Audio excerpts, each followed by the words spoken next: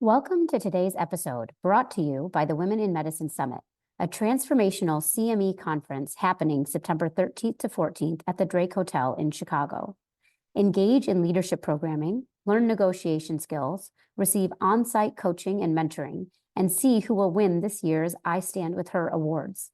This year, we're excited to offer unique programming that includes a special session on how using improv comedy can bring fun back into medicine.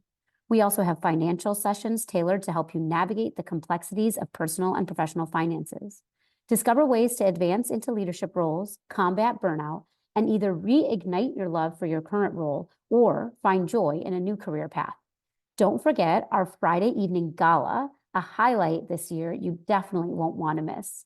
Register now at womeninmedicinesummit.org and be part of the movement that is shaping the future of healthcare. Join us to network, learn, and celebrate the power of women in medicine. Welcome to the Revitalizing Doctor podcast. We interview trailblazers in medicine that embody the Revitalize Women vision to empower women to innovate and influence medicine, to value authenticity, respect, and work-life harmony. We recognize the challenges in medicine, and we're committed to providing coaching-informed strategies to help you go from surviving to thriving. It's wonderful today to have Dr. Michelle Woolhouse with me. She is a holistic doctor of integrative health and also a general practitioner for over 20 years. She brings a holistic approach to Western practice of medicine. She is a fellow of the Royal Australian College of General Practitioners, the Australian College of Nutritional Environmental Medicine, and the Australian Society of Lifestyle Medicine. A frequent lecturer and mentor for general practitioner registrars and doctors, which for our American listeners, registrars is the equivalent of residents. It's the term we use in the United States. I love learning these new words. And she's also the founding medical director of Vively, an innovative online tech platform aiming to transform the delivery of chronic disease management. She is also a podcaster, lecturer, keynote speaker, and workshop facilitator who is passionate about sharing her knowledge and seeing people make informed decisions to lead their own health journeys. Michelle, my goodness, what an amazing resume. So nice to be invited on your show. Thank you so much for having me.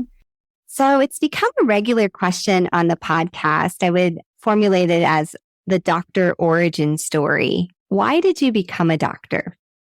I was actually speaking about this the other day I went out for dinner with my sisters and my mum, and we were actually saying, I wanted to be a doctor ever since I was a little girl, and I was always really into science, and I think a couple of my early presents was a microscope, and I used to collect bugs and pull off their wings, and, I loved really focusing in on that, and I think my second present was like a chemistry set, and I loved making potions. So I was really into science right from a young age. But I guess I loved it right from the beginning. And the first occupation I saw that actually utilized science was medicine. Going to the doctor as a little girl, and I really just decided that's what I wanted to be. And sure enough, I really excelled at science and maths. And that's what I ended up. I didn't have anyone in my family who was a doctor. I didn't have a long legacy in front of me. In fact, I think I'm the first doctor in my family and extended family. So that's how I became one at the ripe old age of 17, starting medical school. So I want to dig into that a little bit more because I see some parallels with my own story. How big was the town you grew up in? Well, so I originally started my life in Sydney and then moved to Melbourne. So I lived in a big city. And I guess my first taste of medicine, we didn't have any real sickness in our family, but was through general practice. So I think I just loved that sort of sense of service and that sense of relaxation that people felt as they entered into the doctor's room. So we used to sit, my general practice that I went to was in an old house. And I think it was one of the front kind of lounge areas, which was the waiting room. And I used to look around and everyone looked really anxious. Or, there might have been somebody with a wound and another person with a sore limb. And another person just, looking dreadfully sick, probably like I was, tonsillitis or something. And then I remember the feeling of going in to see the doctor and just that sense that everything was going to be okay. And I probably just wanted to emulate that for people. I was a natural kind of carer, hugely empathic, and just had this real sense I wanted to be of service. And, I think as kids, we don't really see a huge amount of professions kind of on the ground. And yeah, that was certainly my experience. So, wow, you had that wonderful experience in a big city, right? So even that Melbourne and Sydney, those are huge population centers, but it sounds like you felt very connected and seen by general practitioners at the time. Yeah, at the time, you never felt rushed by the doctor in those days. That was kind of in the 70s and early 80s, I guess. And I just felt an enormous trust. And I kind of loved being examined, and I just felt really cared for, I think. Yeah, I thought about that for a long time, that experience as a little child. And I think also seeing my mum have that relief as well, because she would be anxious about having a sick child, and then she would take them to the doctor, and then like as if it gave her a plan of how to look after her child, and she always kind of followed the instructions to the T. And probably there was an aspect of me really enjoying the care of my mum as well. She seemed to kind of really come alive when we were sick. It's like she sort of fell into the sweetest spot of motherhood. Yeah, thank you for sharing. I love that question, and I hope it's having our listeners reflect on it, because I think there's a lot there about why we become doctors. And in your book, you share your experience with burnout, and a lot of the listeners listening are going through burnout, or they know somebody going through it, or they're recovering from it. So you start off with this beautiful illustration of what medicine can be, but you found yourself burned out. Can you describe how that felt and what got you there? We'll eventually get to what got you out of there, but I think it's helpful for the listeners that are going through it right now to know more about that. I guess there's a bit of a backstory to my story of medicine. So once I got into medicine, we did a 7-year training program, and it's a little bit different from America. I think we don't do the undergrad and then the postgrad of medicine. We just go straight into medicine. And so like many doctors, coming out of 7 years of training and study, it was hard. It was 40 hours a week studying. All my other peers were sort of, doing 8 hours a week at university and having a really good time. And I often say, I came out of medical school a shell of my former self, like really broken, like my soul was really broken. And I think there's very, very little kind of emotional support through that time. And there was quite a lot of other things happening in my life. My parents broke up, and I'd had this long-term relationship with a boy that I'd broken up from. So, I kind of, that was like a surrogate family for me. And there was a couple of other, really important negative issues that was going on. And so when I discovered kind of holistic medicine, so back in the early years of my training, again, the stress kind of continued as a young intern and then resident doctor. I just found myself increasingly anxious. And I was in the HIV ward at the time in sort of the early 90s, which was the time when we didn't have a lot of antivirals, and we had one at the time. And a lot of young men were dying. And I was the resident, so I had to do the death certificate and I had to certify them dead. And, that was any time, through the day or night. And there was a lot of misconceptions about the illness, of whether people could touch their children or their partners at the time, etc. So it was incredibly confronting. And I was just so anxious, and I couldn't sleep, and had a lot of anxiety, a lot of doom. And I ended up going to a meditation retreat up in Byron Bay, which some of your listeners might know. Byron Bay is a classic kind of hippie spot of Australia, and had a really incredible response from this particular retreat, which sort of led me into holistic medicine. And a couple of weeks or months later, I'm not sure of the timeline, but I found myself at the Holistic Health Conference, not far from where I lived. And it was just absolutely mind-blowingly enlivening, in the sense that, there was doctors there that were, being kind to each other. There was doctors there that were talking about mind-body medicine. There was doctors, dancing. I remember the dance floor was just absolutely really pumping on the Saturday night kind of social event. And prior to that, I'd seen medicine as this really austere, conservative, place, which was so sort of uber serious. And I kind of had this sense of I found my tribe. We were waking up in the morning and learning Feldenkrais or meditation or, doing yoga on the beach, just before the conference had started, rather than this kind of didactic PowerPoint kind of experience. And so I'd always lent towards holistic medicine. I know this is a long version story, but I ended up, after I had children, we moved away from the city and we were living in a regional town, and I couldn't find a practice that really suited how I wanted to practice, which was longer consultations, much more in depth, looking at people's life as a whole.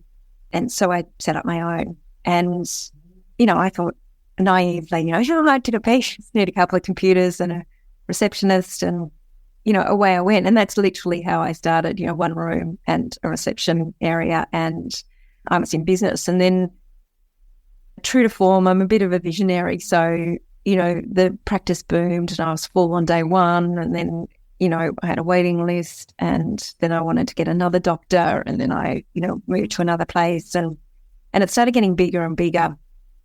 And, it ended up being 18 people at one particular stage, and we had people flying in from around Australia and even from New Zealand, and it was just so uber successful in terms of what we were doing in this integrative space. It showed us just how much the community were yearning for in-depth, comprehensive, deep appreciation, and also just validation of their story. And we were providing that service for people.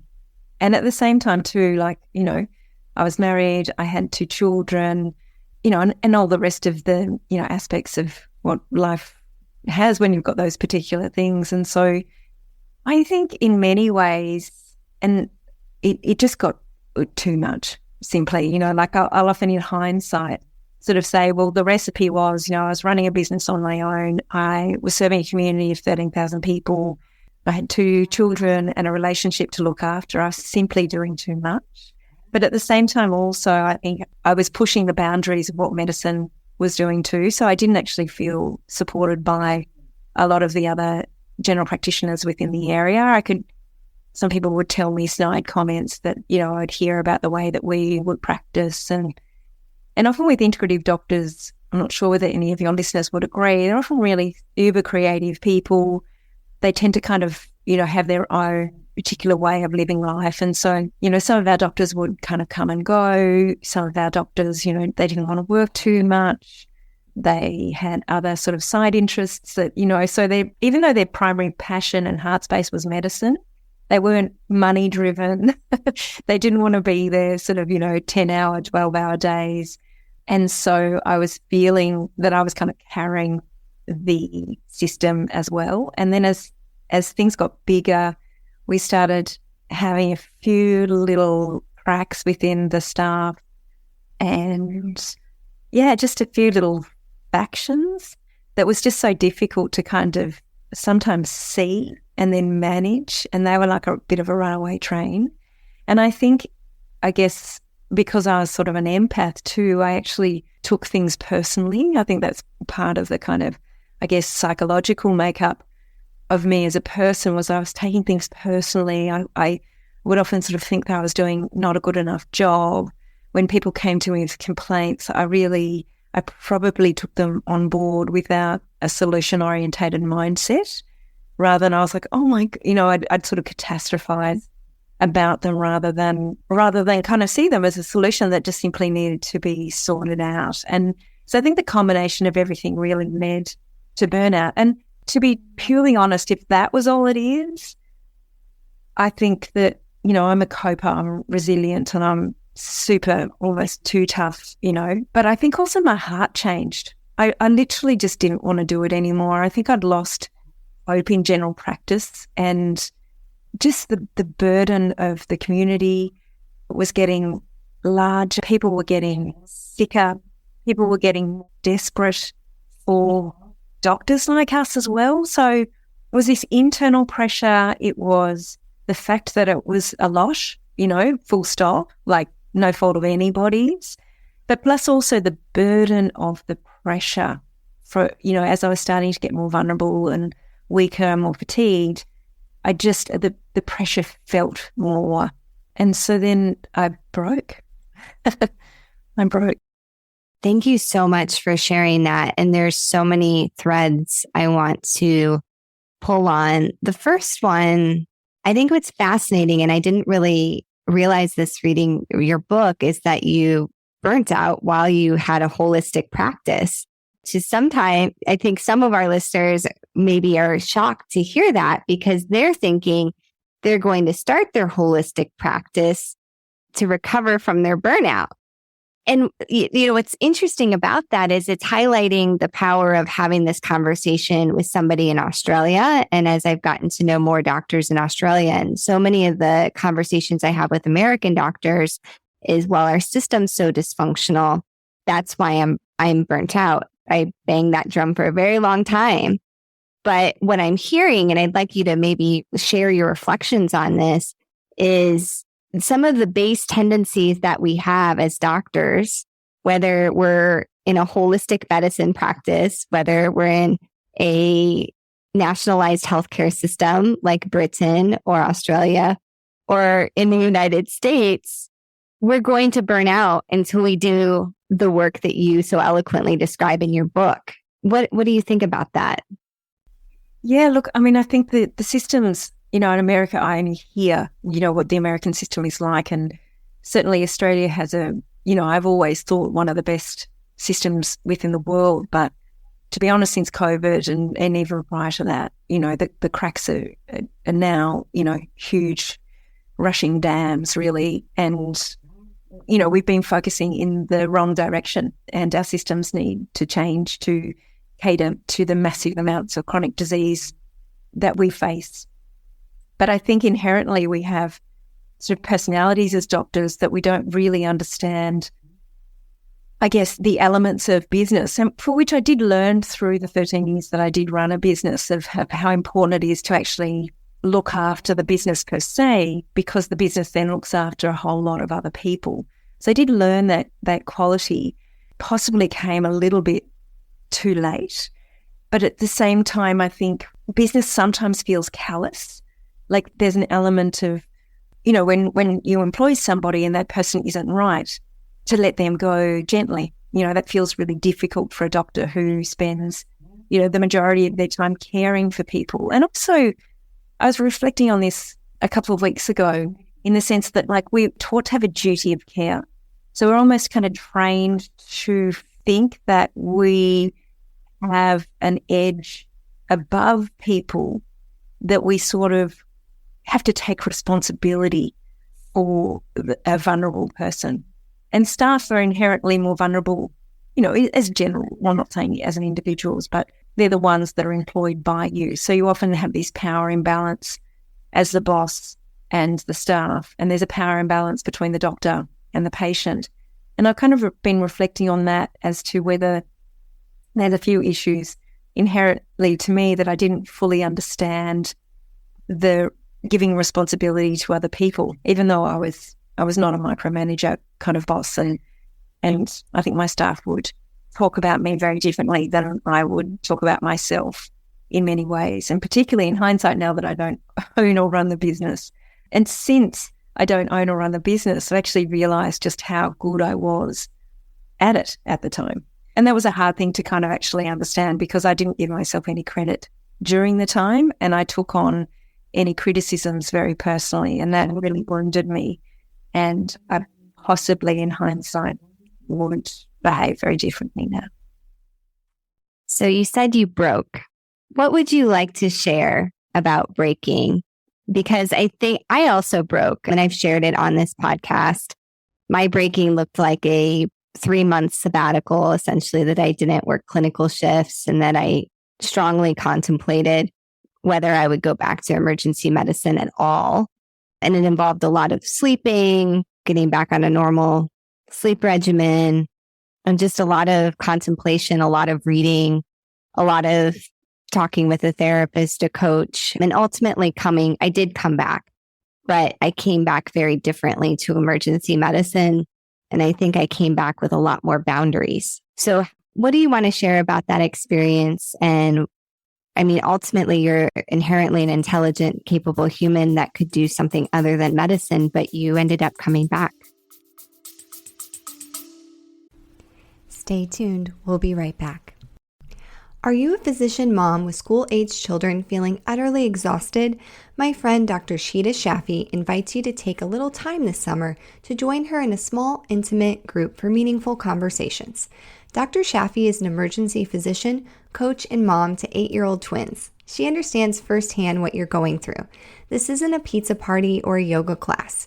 You'll meet for 2 one-hour sessions twice a month starting in July to help you move out of exhaustion, let go of mom guilt, and live a life you're not only proud of, but can truly enjoy. Connect with her on LinkedIn or Instagram at Sheeta Shaffi to learn more. Sheeta is spelled Shideh, and Shaffi is spelled Shafie. You can also check the show notes for a link so you can connect with her there as well. Yeah, so I found the whole journey really fascinating.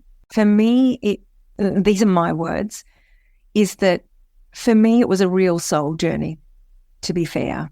And it was interesting when I was looking at my choices and where I had got to and the stories, that informed all of those particular kind of moments in time. I actually realized that I did probably have enough in the tank to be able to resurrect again and reshift and change. But my heart and my soul had already moved. They had actually called enough, almost beyond my intellect. So my intellect and my skills could have taken me further on that journey, and I could have restructured and I could have kept going in one way. But when I was in the burnout sort of phases, I didn't experience it exactly like other people because I didn't have any fatigue. I wasn't actually exhausted. I was mentally done and I was spent, but I wasn't exhausted. I wasn't physically exhausted. I wasn't tearful. I was just really shut down. And it was like I was walking in sort of 2 universes in some ways. Like I was watching myself perform like I ordinarily would and could, but it was like it was a performance and that was it. My heart wasn't in it. And that was really interesting because it was and I was searching for something more. So I used a lot of nature. So every day I'd go out into nature, and I always had like a Tuesday or a Wednesday off. And I would go for like 8 or 10 or 16 kilometre walks through the forest on my own. And I would just try and get that kind of resonance, that bioresonance that you get from nature, to see whether I could try and reconnect myself because I felt really disconnected. But it wasn't a painful experience. I almost knew I was going through a transformation process. This was like I was in this cocoon kind of way, and I knew I had to get out. I just knew it on a soul level. And I couldn't explain it because these are the kind of words that we don't really talk about in medicine. I didn't have a mental health problem. Well, I didn't feel like I had a mental health problem. I didn't really have anxiety, which was something that was fairly familiar to me.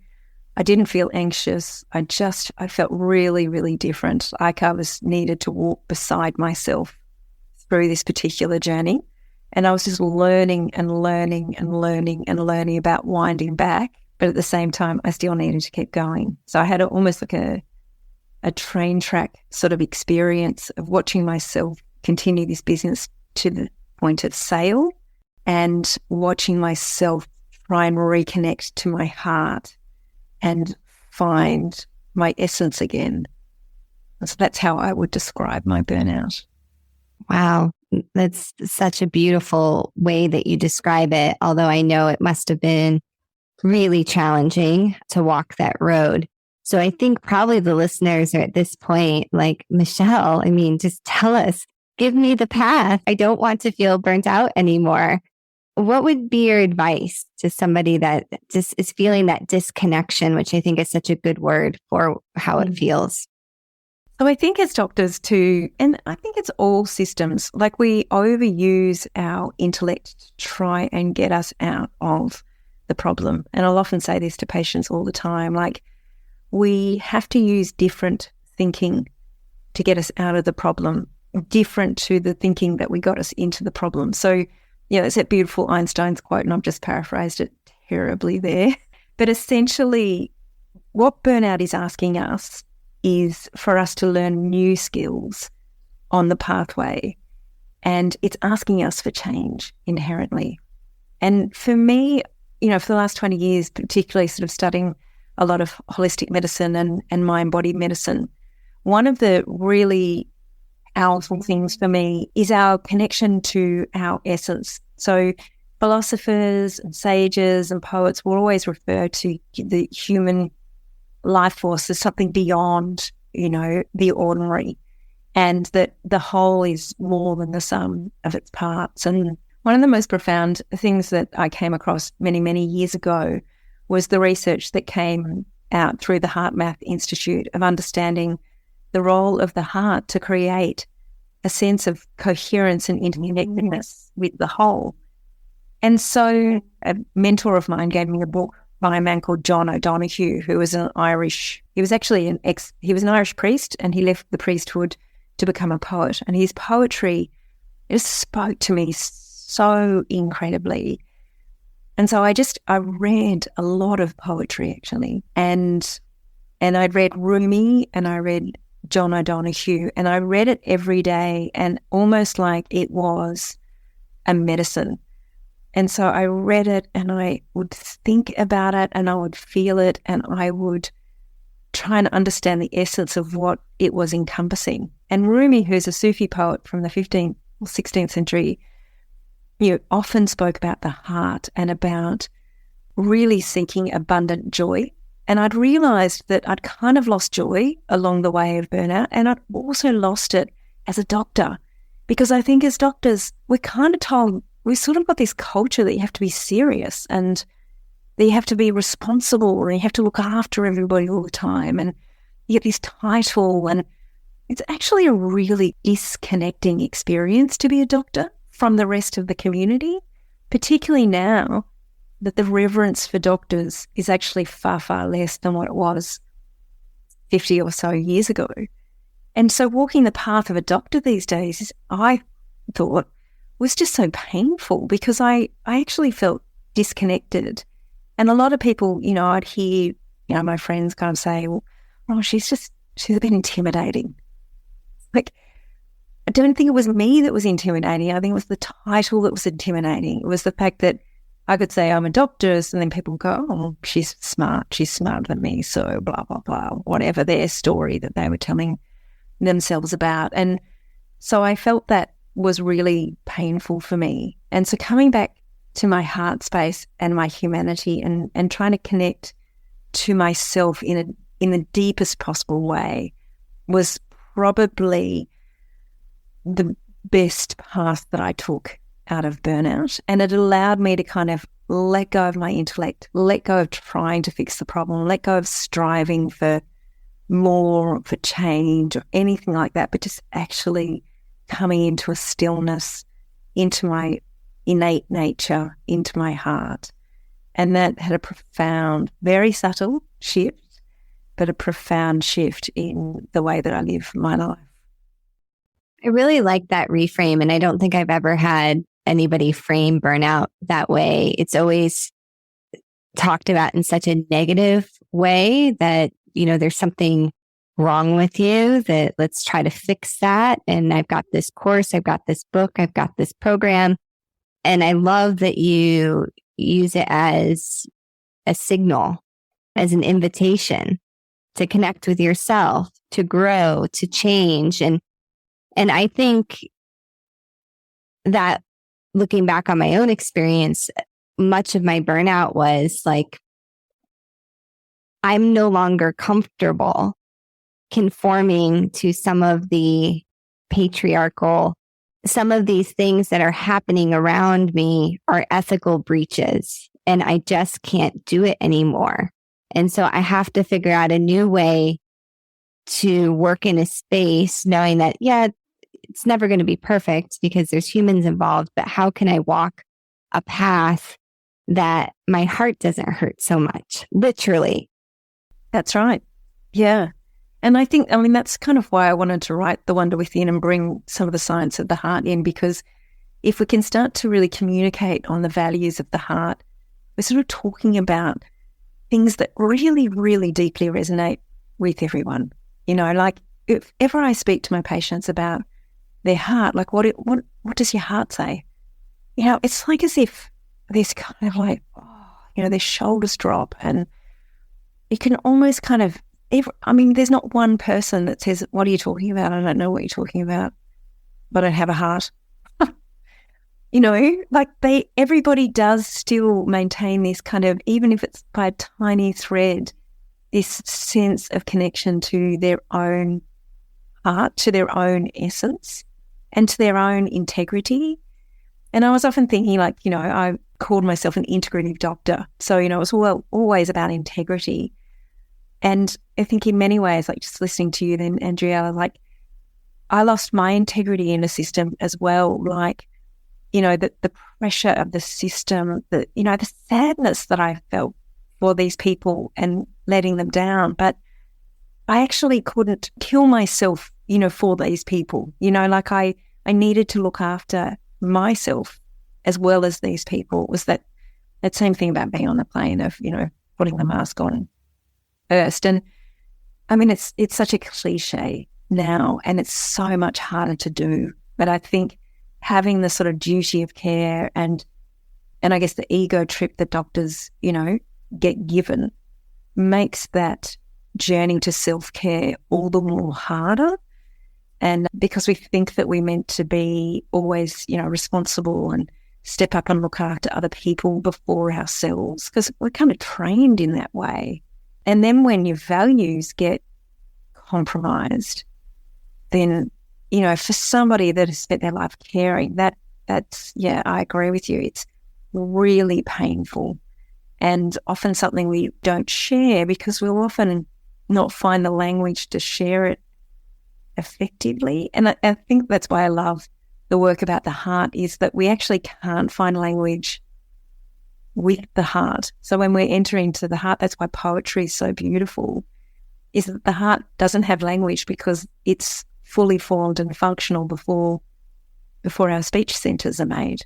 And so we have this essence within us that is actually doesn't have words. And we've got to learn almost like a new somatic language in which to listen to ourselves. I guess also to trust that when we become much more integrated as an individual human being, that we are in fact more beneficial for the planet than these fractured, egocentric kind of, doctors. Absolutely. And I want to give maybe our audience a couple of phrases or words that they can ponder and hopefully find your book and read more about. I'm still new to this term, internal coherence. I've heard about it one other time. Could you explain that? Is that linking to what you're talking about right now with the heart? So it's a term that I came across through the Heart Math Institute, which talks about this essence of coherence. So when you look at heart rate variability, which is a measure or an indirect measure of the autonomic nervous system tone.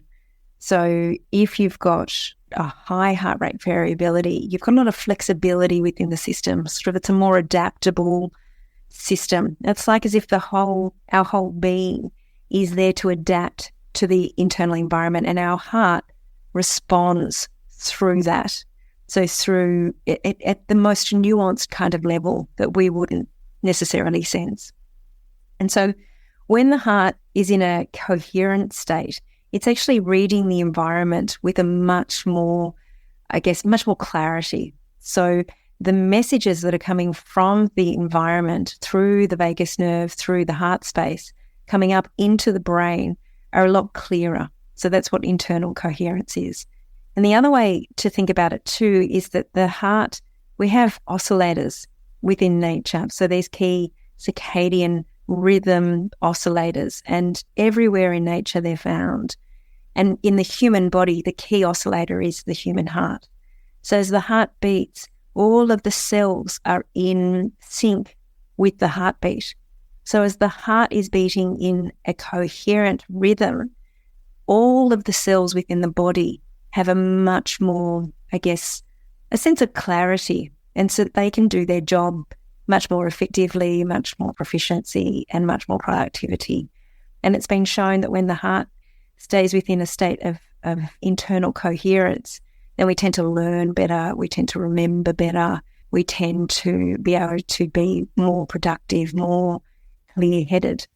That's what internal coherence is. And it's, meditation sort of is a state of internal coherence, because it's almost like we have this sort of sense of stillness where we let the brain activity settle, and our innate nature is one of calmness and stillness and clarity. And it's a little bit like, the poets always talk about, the lotus, this beautiful flower, coming out through the mud. And that's what the mind is like. We've sort of got this muddy, racy kind of energetic system. And if we let it settle, then our natural tendency is one of safety and love and peace and quiet. So I love that you brought up heart rate variability. It's a topic that I'm fascinated with and have brought up on the podcast before. And I keep telling the podcast listeners to consider monitoring their heart rate variability. Is that something that you monitor for yourself or encourage your holistic patients to? Yeah. I have a monitor in my clinic, and it's a great tool to show people almost like their sympathetic nervous system dominance, and what the feeling is as they can start to learn to activate their parasympathetic nervous system at rest by using a whole lot of different techniques. And so what I found over the 20 years is some people resonate with a certain technique and other people resonate with another. Sometimes the language that you use, you need to be really careful. Like if you use the word gratitude, it doesn't work for some people. You might need to use the word appreciation. Other times you might just want to use the word stillness. So sometimes the words we use are loaded, various triggers for whatever reason, but also different exercises. So, what happens when you do different pranayama breath techniques. So you can test all that on heart rate variability, which I really like. And so then people can have a much more nuanced sort of experience rather than I have to sit here, I don't think meditation's for me. I've got to do it because everybody tells me I've got to do it. And yeah, I think we've got the technology now to be able to become more nuanced and more realized in our approach to understand what the research is actually showing. And I think just leaning in on that for some of our listeners that may be feeling skeptical right now that yes, we're talking about spiritual things in the heart and feelings, but they should definitely pick up your book. And what you are saying is evidence-based. Like these things are ancient, but the functional MRI studies are there. The data is coming out that this stuff really works. And I guess, what I challenge the listener to is healthcare working now? Absolutely. And, like chronic disease is getting worse. So, and we've got the most technologically advanced medical system ever to ever function, yet the illness rates are getting worse. I mean, go figure that. So there's something more about humanity and social medicine and the interconnections that we miss in this modern day medical system. It's very closed-minded. And I think that that's a very dangerous position to be in as doctors. I think we need to keep, our minds open, but our hearts open as well. And there's a Tibetan monk that came to Melbourne University in 1976, and his books are available for free, through his society after he died. But he would always say when he came to Melbourne University and he taught a whole bunch of doctors meditation for the first time, and he would say, don't believe me, just practice for yourself, see for yourself. And that's what I would say, like, don't you don't have to believe me. I use the science to help people feel a sense of safety within the messaging. Because what I've loved is, I love looking at ancient, traditions and philosophy and those kind of things. And then you see the science kind of catching up. And I've always loved that juxtaposition of that.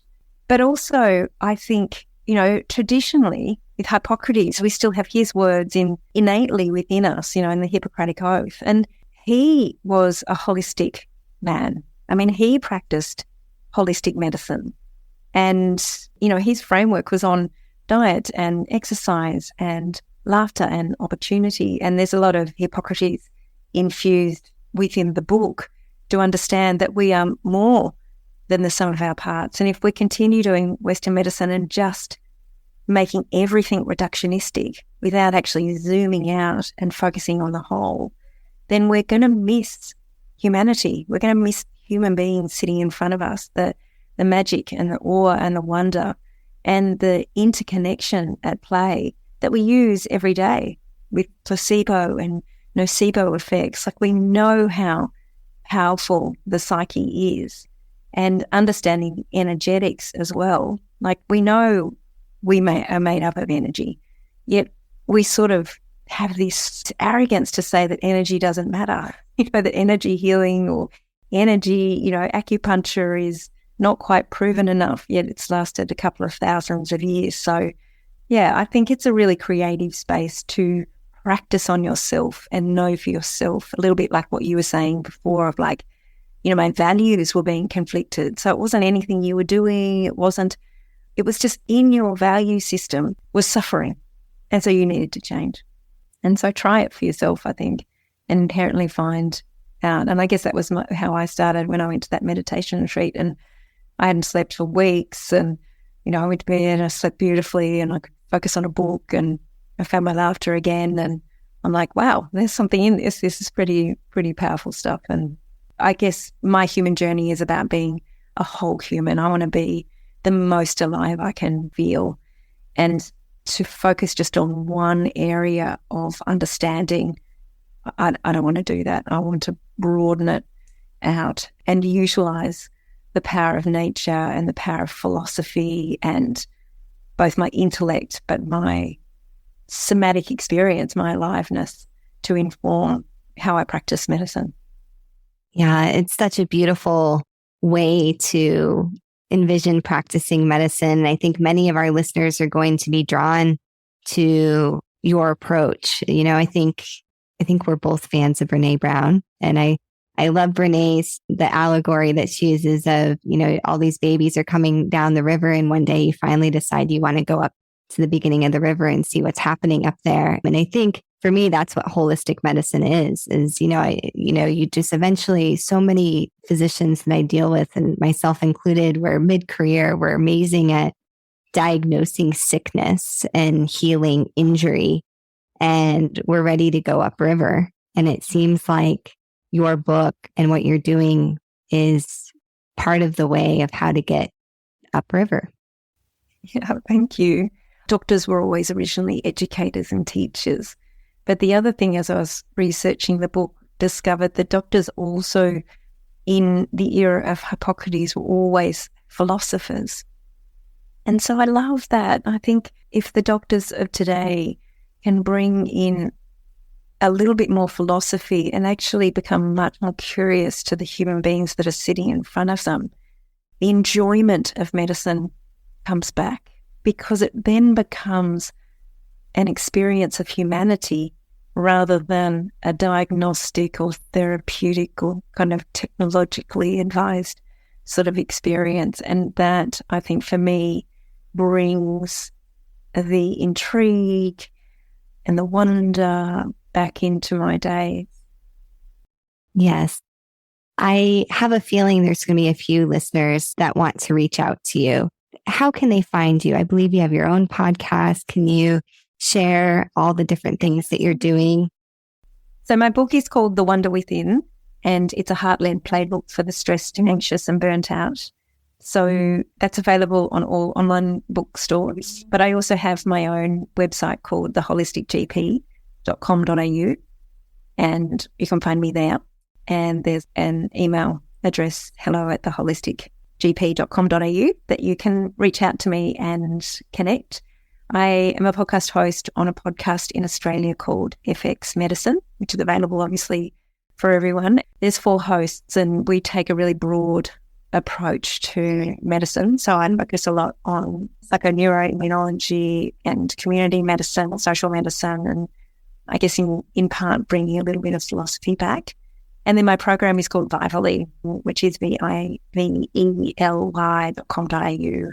And that's a program that's using lifestyle medicine education alongside personalized data, including heart rate variability and CGM, to inform people in real time about the 4 pillars of health: exercise, diet, stress management, and sleep. And do you do any physician coaching as well? I do a little bit, yes. And I would love to do more of that. So since publishing the book, was it about 6 months ago now? It's something that I'm definitely doing a little bit more. But I don't actually have my calendar set up yet. But please, if anyone's interested in doing that, please send me an email and we can discuss something going forward. I love that. Wow. I feel like this hour has just flown by. We just scratched the surface. I think there's just so much here. And I'm just in awe of the expertise you've accumulated, the wisdom and the heart. And it's just so exciting to be sitting with you and sharing your very needed message to our audience. Oh, thank you so much for having me on your show and what you're doing for all of the suffering doctors out there. And we need to look after each other, but we need to look after our own humanity. And when we do that, then the spark can come back again. Yes. And here's 2 doctors that have burned out at least twice. I think I'm probably burned out more than once. And so it's an opportunity for renewal. There's different spiritual coaches, people along the path that, what we always say at Revitalize is stop going at it alone. Yeah, absolutely. And see it as an opportunity for change. And I love the fact that we get opportunities to change throughout our lives. The other part about my own life, I was bored. And so that kind of also is not a great recipe for burnout either. So now I'm not bored, which is such a nicer way to live life, with enthusiasm and reconnection and adventure again. So yes, there is definitely light at the end of the tunnel, and it's actually not a long tunnel. It just takes some skills and some know-how how to wind back and not follow the same pathways to get you into burnout again. So you really do need new skills. You need a new way of looking at your resources and a real sense of digging deep for that sense of adventure and aliveness, which is still there. It's always still there. But you can't relight a dead match. So you have to discard that and renew. Well, thank you again, Dr. Woolhouse. We'll have you back on for sure. Thank you. I'd love to. That'd be great. Thanks for listening to The Revitalizing Doctor, a project of Revitalize Women Physician Circle. Our mission is to connect women physicians and allies through innovative, value-based coaching methods that align trust, support, accountability, and skill development to ignite the courage and clarity necessary to take bold actions, create change, and thrive. If you're interested in working with us, check out our website at peoplealwayshcc.com/revitalize or email us at revitalizemmm.info@gmail.com. This podcast represents the views of our host and guest. It does not reflect the views of any institution we work for or with.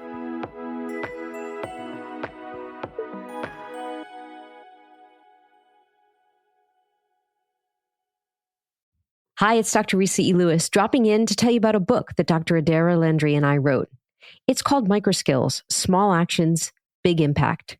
It's a business self-help book coming in 2024 by HarperCollins. Pre-order now. Microskills, Small Actions, Big Impact, wherever you buy your books.